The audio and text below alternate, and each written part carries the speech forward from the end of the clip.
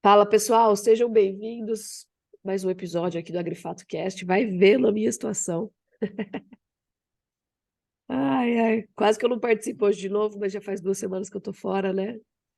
Então, precisamos atualizar. Eu não reparei aí, uma gripe bem forte, mas seguimos aqui de olho no mercado. Mercado muito difícil, muito desanimador. As 2 últimas semanas, elas têm sido, assim, uma verdadeira derrocada dos preços, né? Nós vimos aí o indicador CPE, por exemplo, se aproximar da casa dos 240, coisa que a gente não via já desde 2020, tá? O atacado seguindo na mesma direção. Nós até vimos um consumo um pouco mais aquecido aí, principalmente ao longo do fim de semana, mas com promoções muito agressivas partindo do varejo para desovar e não deixar o produto vencer nas prateleiras, né? Então, nós temos sim um consumo maior, mas mediante uma queda de preço, né? Ou seja, necessária para desovar esse produto. O varejo e o atacado, eles têm controlado as compras para não inundar o mercado, justamente para não acontecer esse tipo de situação. Eu sempre falo aqui, como diz um grande amigo do mercado de carne, boi é carne, mas carne vira carniça, né? Então, a bomba acaba ficando na mão do produtor do pasto, né? Fica acumulado ali. E o produtor, de fato, está até um pouco assustado, um pouco agoniado com esse comportamento dos preços aí, bem negativo, né? O boi saiu aí do pico em 2021 em R$ 340, preço São Paulo, para os atuais 250, 240 em São Paulo também. E aí a gente pode projetar isso para outras praças. Tem boi comum sendo pedido aí a 190 em outras praças, né? Como Minas Gerais, por exemplo. Acho que aqui o pessoal pode falar um pouco mais sobre isso do que eu. É uma situação bem difícil, apesar de a gente ter alertado lá atrás que seria uma fase de baixa, né? Quando ela chega, ela sempre impressiona, sempre assusta mesmo, traz muita insegurança sobre o que vai acontecer lá na frente. E eu queria dividir hoje o podcast em três fatias de tempo de análise. A primeira, acho que a gente pode falar do curtíssimo prazo, eu vou pedir para o pessoal trazer os dados. A segunda, eu já posso falar aqui, vou adiantar, que seria o segundo semestre do ano. E a terceira, a gente sempre destaca aqui, mas nós vamos trazer de novo, que é o médio e longo prazo para daqui 30 meses, 24 meses, o que pode acontecer. Eu queria começar falando, não do curtíssimo, mas do curto, que é o segundo semestre, porque me chama a atenção o desânimo, né? Mesmo com o custo da dieta caindo, hoje o professor Tiago Bernardes, lá da UFLA, ele fez uma postagem muito pertinente, ele falou, olha, nas últimas 2 semanas houve 14% de queda para o custo da diária, né? Para o custo da engorda intensiva, da dieta de engorda. E isso me chama muita atenção. Por quê? Porque a gente acompanha aqui e a taxa de ocupação dos confinamentos está baixa em relação ao que ela costuma ser nessa época.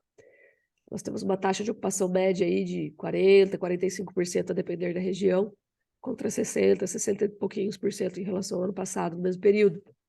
Ou seja, o desânimo está grande, a Bolsa não projeta ágil praticamente, não projeta valorização daqui até o segundo semestre, né?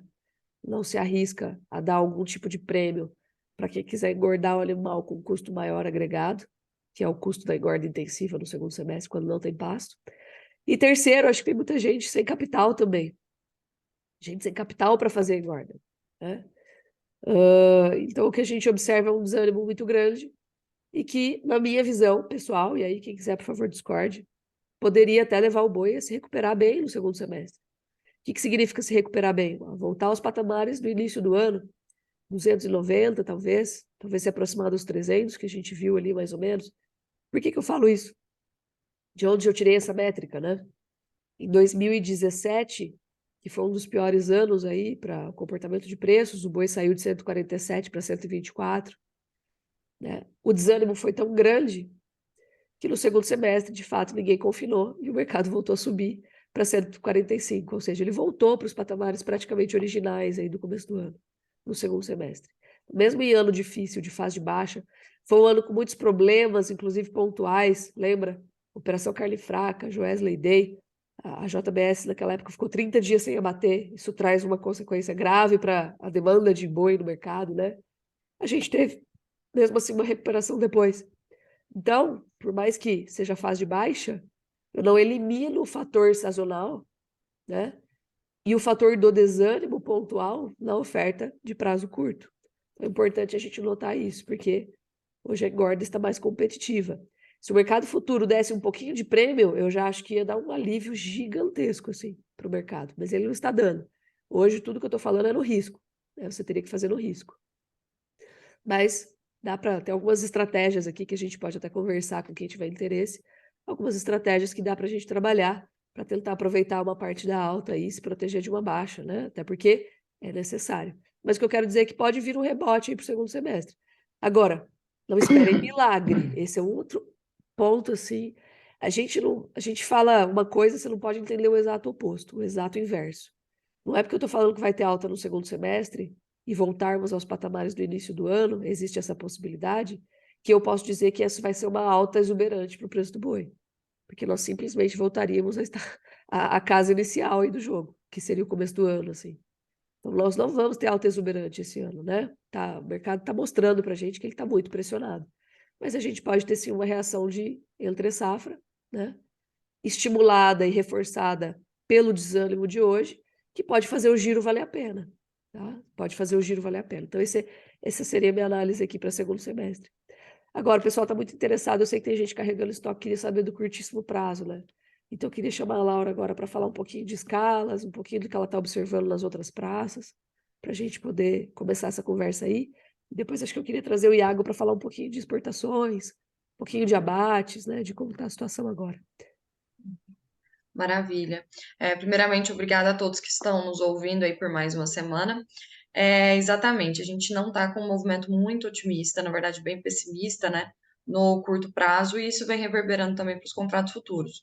E no curto prazo, nada que a gente já não esperava, né, escalas continuam bastante alongadas, com a média Brasil aí na casa dos 10 dias, alguns estados, como em Minas, chegando até 13 dias. A gente aqui tem, obviamente, uma referência assim, de várias fontes, né? Mas conversando pontualmente com alguns clientes, com alguns parceiros aqui, a gente vê escalas até de mais de um mês em algumas regiões do Brasil, e isso é reflexo aí do aumento da oferta de animais para abate, né? Os preços continuam caindo. Na última semana a gente teve uma queda de mais de 4% no CPEA. Quando a gente olha no comparativo do mês, né, do que iniciou os preços no mês de maio e o que está os preços agora, a gente vê uma queda de mais de 7%. Nesse comparativo ainda em relação ao início de abril, ou seja, 2 meses aí, que computa muito bem essa queda da safra, é uma queda de mais de 18%. Então, a gente observa muito a volatilidade que está o mercado pecuário, né? E até afirmando, né, Lígia, isso que você está comentando, em relação à possibilidade dos preços retomarem aos patamares de início de ano. Quando a gente vê um cenário de muita volatilidade, assim, 2 meses os preços cedendo aí 18, quase 20%, a gente observa essa possibilidade do mesmo inverso acontecer, né? Dos preços ali com a falta de animais voltarem e a cometer uma alta no mercado na casa de 20% novamente. Então, voltando aí aos patamares mais altos na casa de 300, né? Se a gente pega o início de abril, ali a gente tinha preço de 300. Por que que isso não pode voltar ali na entre safra? E aí entra toda essa questão de desestímulo, né? A produção, a gente conversa com muitos players aqui e o pessoal fala, ó, tá tendo muita oferta de bezerros. Semana passada a gente teve mais uma semana de queda para os preços do bezerro, que a gente já tinha uma expectativa também que os preços do bezerro iam chegar nesse fundo aí em maio, por a janela de desmame também, todas essas questões.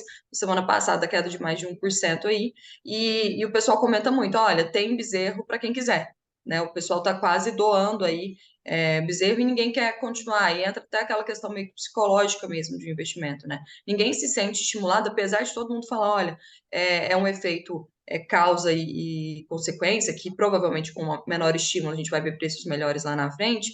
Só que quando você vê ali na atitude do pecuarista no racional, muitos não se sentem estimulados mesmo entendendo que isso pode acontecer, tem que ter, digamos assim, coragem também para seguir, né, essa linha de raciocínio, que não é fácil. A gente sabe, por exemplo, que o pecuarista que optar por colocar os seus animais aí na esperança de uma alta para o segundo semestre, ele não consegue garantir isso nem na bolsa hoje.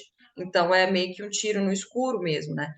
Mesmo entendendo esse racional, que isso pode acontecer, é um tiro no escuro que hoje, atualmente, ele tem que acontecer.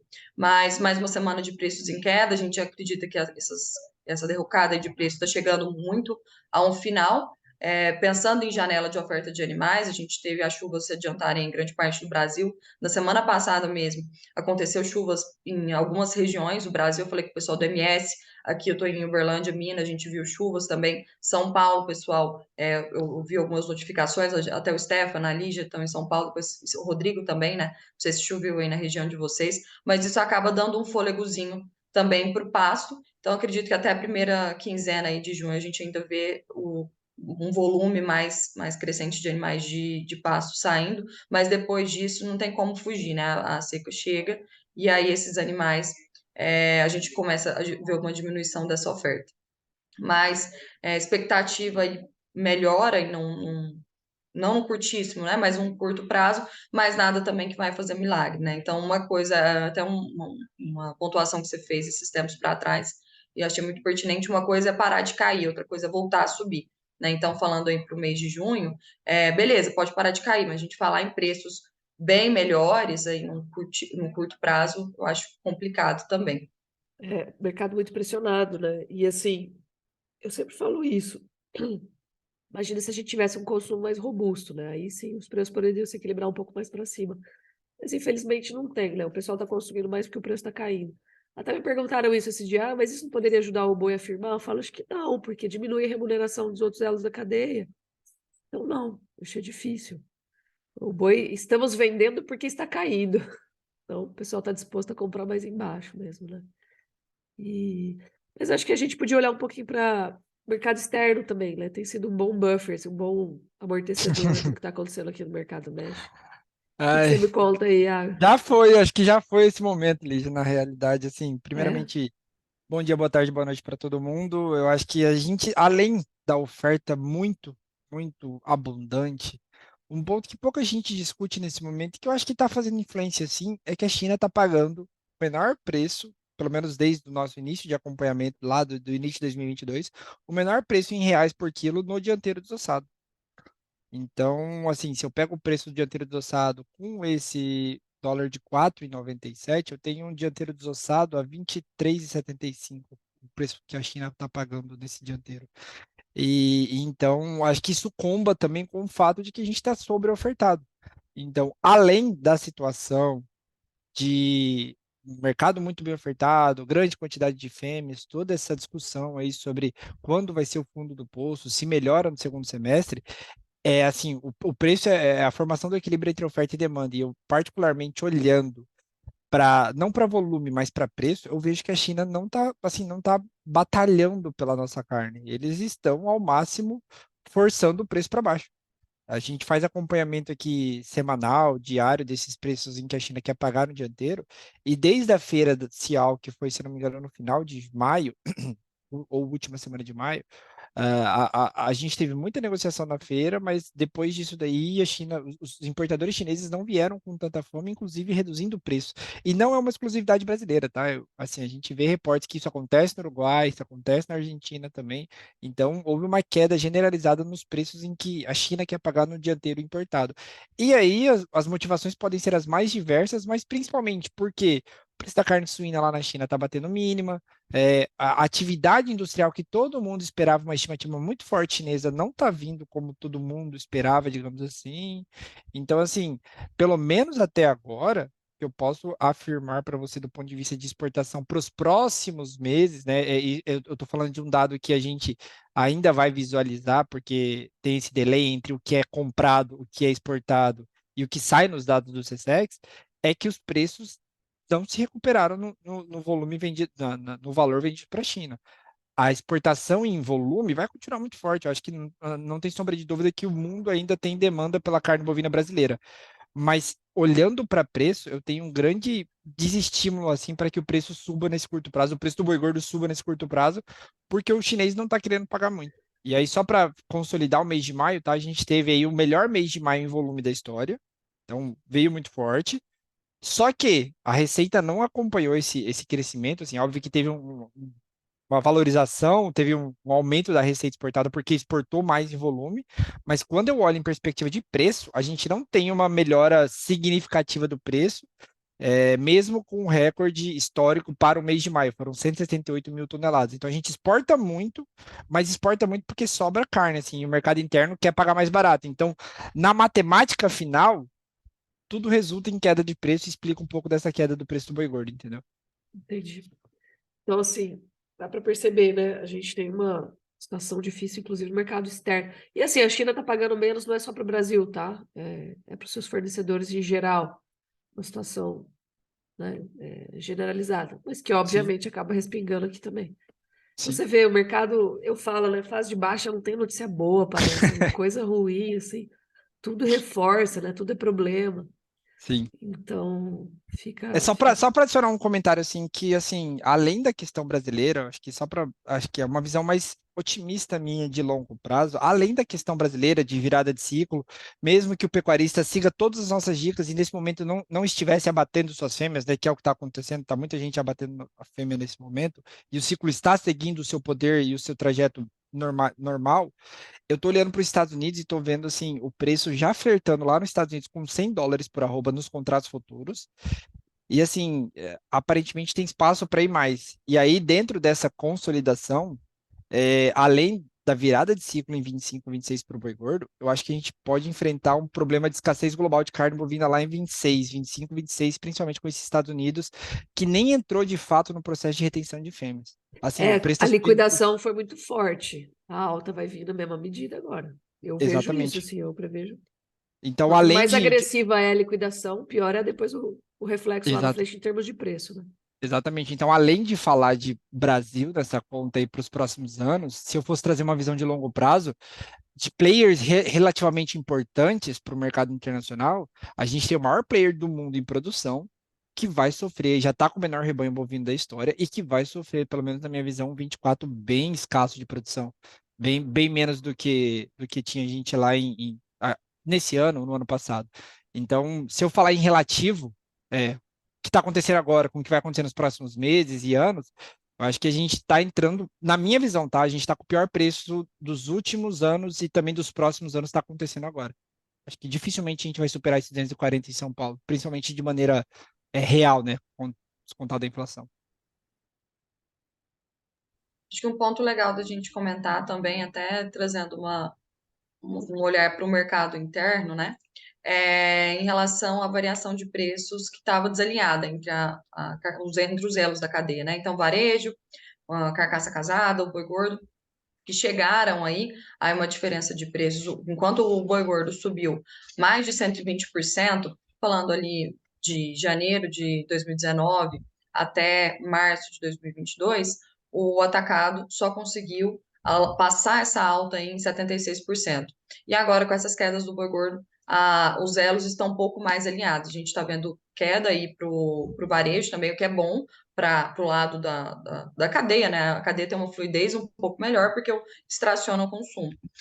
Uma queda aí para alguns cortes, até mais de 5% nesse acumulado mensal. Até o Instagram do governo esses dias divulgou essa informação, né? Então, eles com certeza vão bater em relação a isso, que era até uma proposta do governo, essa questão de baixa de carne, né? Todo mundo voltar a comer carne, mas isso tem muito mais relacionado ao excedente de oferta que a gente está relacionando e não uma medida política necessariamente, pelo menos não nesse primeiro momento, né? Por Então, a sinal, carne. ontem eu recebi essa pergunta, eu fiz uma live com o pessoal da Fazenda Santa Maria, aliás, já deixo um abraço para eles aqui, pessoal, é gente Uhum. boa demais.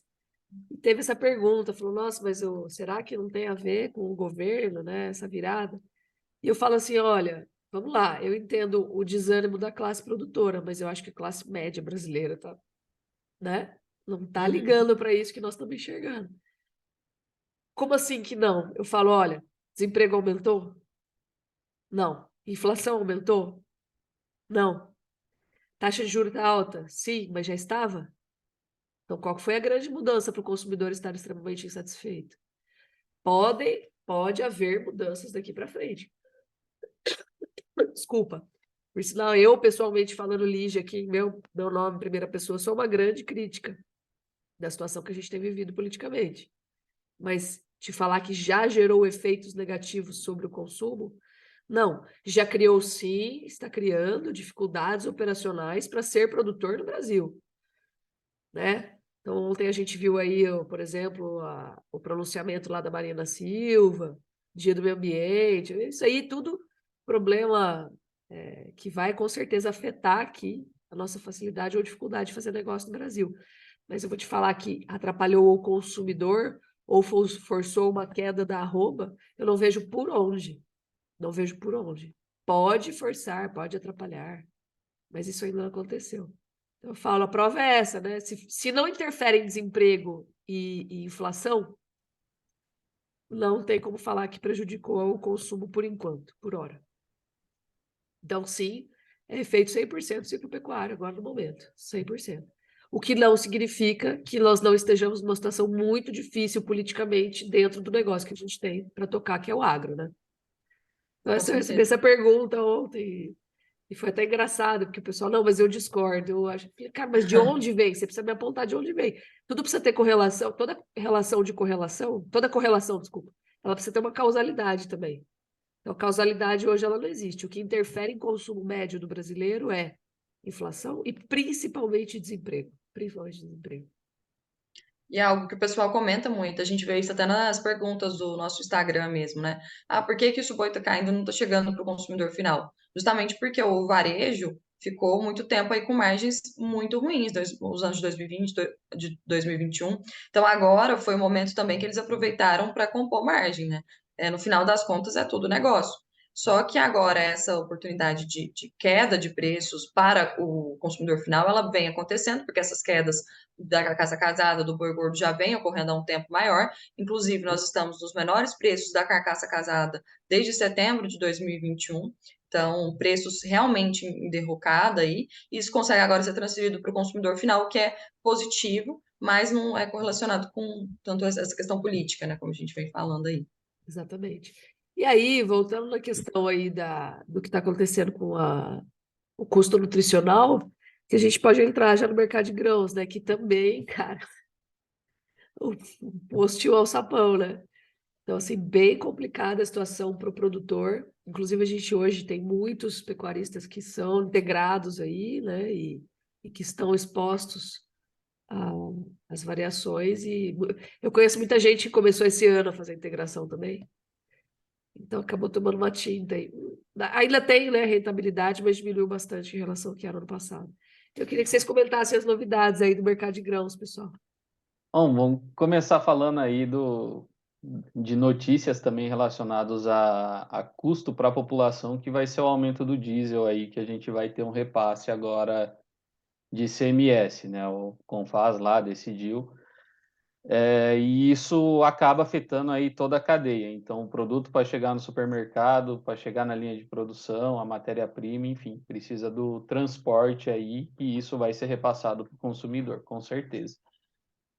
Mas essa questão energética também, né, fazendo um parênteses, é que ela também está em evidência no cenário global e tem relação direta aí com o que está acontecendo também com o movimento de preços das commodities em Chicago, né? Se a gente olhar, a Arábia Saudita cortou produção de petróleo, anunciou que ia cortar a produção de petróleo esse final de semana em 1 milhão de barris por dia, se ia reduzir de 10 para 9. E aí tem dois pontos que a gente pode analisar. Primeiro, isso pode ser positivo por um efeito de migração de demanda para óleos vegetais, só que, por outro lado, passa a informação também que, economicamente, a gente não está tendo demanda para petróleo. Então, se a gente olhar preço de petróleo a nível internacional, ele baixou de $70 o barril esses dias, e isso implica diretamente em queda de preço também para óleos vegetais. A gente E já essa teve queda barris. de atividade industrial da China aí que o Iago citou tem muito a ver com isso, né? Exatamente, exatamente. Então, isso acaba afetando diretamente a demanda por commodities. E aí é o que eu olho: óleo vegetal, né, o óleo de soja, óleo de girassol, óleo de granola, enfim, qualquer tipo de óleo de algodão, óleo de amendoim, tudo isso acaba afetando diretamente a precificação de commodity e também, olhando do lado energético, o etanol. E aí isso foi um fator que acabou pesando bastante semana passada em Chicago, que perdeu aí patamares de $12 o bushel. Hoje já está difícil o Chicago sustentar esses patamares próximos de $12 o bushel. A gente tem a condição climática nos Estados Unidos que de alguma forma traz uma apreensão sim para o mercado, só que ainda é cedo para falar de quebra de safra. O plantio deve estar aí na última semana, essa primeira semana agora de junho, a gente tem praticamente aí para a soja 91% plantado, para o milho 96% plantado, e destaque também é piora das condições das lavouras de milho, né? As últimas 2 semanas de maio foram um pouco mais secas e quentes nos Estados Unidos, mas a partir do dia 10 já tem indicação de novas chuvas. Então, uma tendência aí climática, né? Um ano de El Niño, que pode trazer surpresas negativas, né? Caso se confirme aí esse cenário climático positivo para a safra norte-americana, para preços de soja e milho aqui no Brasil. É bom para o confinador, é bom para o avicultor, para o suinocultor, só que, por outro lado, o agricultor brasileiro já vem aí colecionando alguns cabelos brancos desde o início desse ano, diante dessa queda de preços e que para 23, 24, né, quem ainda não está de olho e quem ainda tem produto para comercializar agora, podemos ter surpresas aí, como já vem sendo noticiados, a possibilidade da soja baixar de R$ 100 a saca o ano que vem. Ano de El Niño, provavelmente aqui na safra 23, 24 da América do Sul. Isso traz uma tendência positiva para a safra da Argentina, para a safra brasileira. Exceção aí, regionalmente, tem que olhar, né? O El Niño afeta o Mapito, o Laninha afeta a Argentina e região sul do Brasil. Se você comparar em termos de importância na produção doméstica, né, na produção mundial, na produção do Brasil, enfim, no contexto de produção, o sul brasileiro é mais importante que o Mapito e a Argentina também tem sua devida importância aí no contexto mundial para equilíbrio de farelo, equilíbrio de oferta de óleo de soja também. Então, esses pontos são importantes para a gente olhar para a safra 23, 24. E virando um pouco para o milho, né, a gente está com colheita aí em andamento em Mato Grosso, praticamente 1% aí da área colhida a nível Brasil. Goiás também iniciou pontualmente colheita de milho. O mercado tá equilibrado nesse momento entre paridade de exportação, mercado doméstico, níveis um pouco abaixo de paridade de exportação, mas ainda uma tendência de baixa, né? Uma tendência de pressão negativa de preços, que a gente ainda não sabe o fundo, mas tem aí uma possibilidade do mercado ainda descontar 5, 10 reais a saca dos preços que a gente tem hoje. Hoje mesmo já tem cliente aqui, base São Paulo, com uma oferta de milho a R$ 56 colocado na propriedade. Então, isso que a gente está no começo de colheita e temos aí pelo menos 70, 80, 90 dias para olhar. E agora o mercado vai ter que lidar com isso, né? O produtor vai ter que tomar decisão. Eu vendo a soja, eu vendo milho, para dar espaço para qual? E aí você tem mais uma pressão de liquidez dos dois produtos e que mesmo com um cenário aí climático nos Estados Unidos que pode trazer, né, uma possibilidade de sustentação de preços por ausência de chuva, enfim, por esse mercado climático até agosto dos Estados Unidos, a gente tem uma pressão de liquidação aqui no mercado brasileiro que pode inibir qualquer reação de preço. Então, acho que fica esse ponto de atenção aqui para esse curto prazo e olhando o médio e longo prazo, olhar a safra norte-americana e olhar o cenário de safra 23, 24 aqui. Perfeito. E quem tem soja, né, para 23, 24, hoje a gente já vê indicações aí, Mato Grosso até abaixo de R$ 100 a saca. A gente tem algumas indicações aqui, São Paulo, Mato Grosso do Sul, a níveis próximos aí de R$ 110 a saca. Então, talvez esses patamares de preço já comecem a ficar interessante para trabalhar alguma fixação, principalmente olhando aí o custo de produção, que tem aí a queda do fertilizante contribuindo bastante para o agricultor. Ô, Rodrigo, o que você tem visto de posicionamento dos fundos aí, cara? Bom, vamos lá, dando sequência ao que o Stefan trouxe. Esse avanço das condições de seca em importantes estados produtores na última semana nos Estados Unidos trouxe uma certa sustentação para as cotações de soja e de milho, né, em Chicago, E no último report do CFTC, que foi divulgado na sexta-feira, os fundos continuam diminuindo a posição comprada ou aumentando a posição vendida no complexo soja. Especificamente no grão de soja, a posição líquida comprada ela está praticamente zerada, atingiu 529 contratos nesse report de sexta-feira, mas ele engloba de terça a terça-feira, então essa posição dos fundos é até o dia 30 de maio. E esse dado, né, de 529 contratos, se a gente pega entre fevereiro e março, né, no início do ano, essa posição era acima de 189 mil contratos. No milho, nós tivemos um movimento oposto nesse curto prazo, os fundos que vinham bem vendidos, acima de 100 mil contratos já, eles diminuíram a posição vendida para 51.065 contratos, então uma baita redução, em virtude dessas condições climáticas, do término do plantio nos Estados Unidos e agora com o mercado bem atento às condições de safra por lá.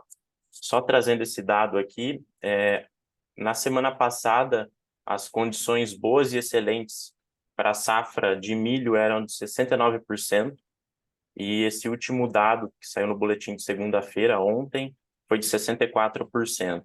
Então, caiu essas condições boas e excelentes. E para a soja, essas mesmas condições, elas atingiram 62%. Né?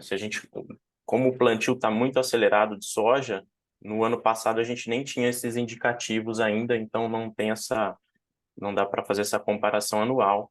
Mas o plantio de milho atingiu 96% da área até o dia 4, e de soja atingiu 91% da área. Muita atenção ainda falando de Estados Unidos, que essa semana a gente tem o relatório WASDE por parte do USDA, na sexta-feira, que vai trazer novamente todos os números atualizados, né, do balanço de oferta e demanda agrícola a nível mundial, e a gente pode ter novos ajustes, pois é o segundo report que trata do calendário 23-24, tanto a nível de produção quanto na parte de demanda, que a gente estava abordando agora há pouco, né? A gente tem aí China cancelando compras de milho nos Estados Unidos, enfim, toda uma questão aí pesando sobre a demanda, e então a gente pode ter alguns dados já atualizados na parte de exportações dos Estados Unidos e talvez Brasil, vamos acompanhar.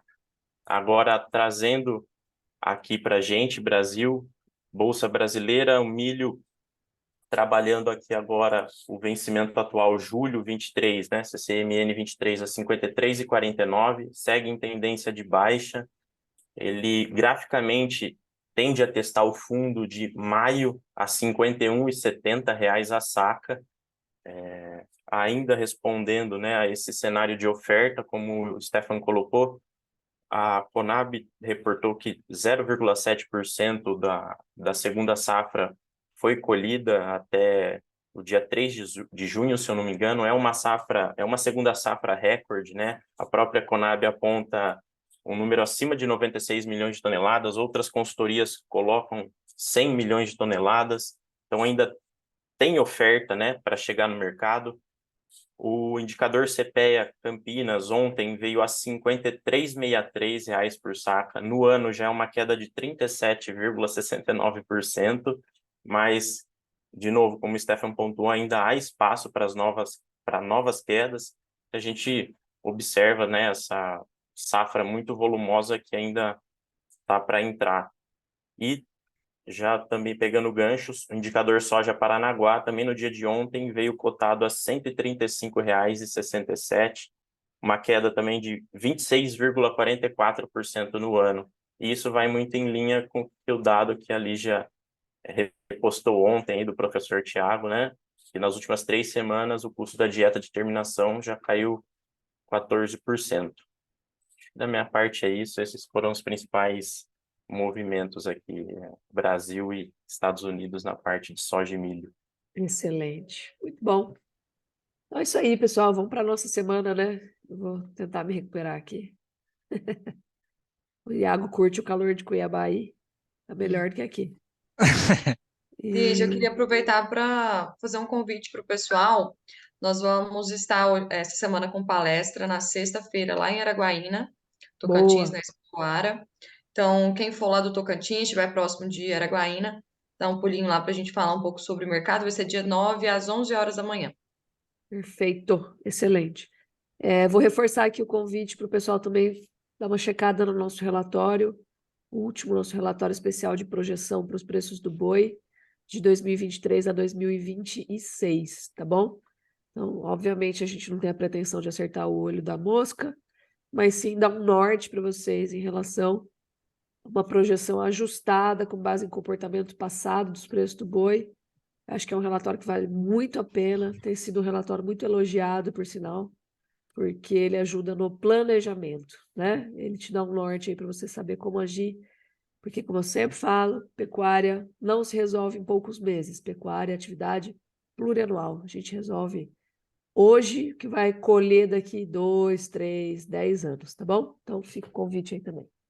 Valeu, turma. Vamos que vamos. Obrigada. Valeu, turma. Beijão. Até. Obrigada, Obrigado, pessoal. Boa pessoal. semana. Valeu, pessoal.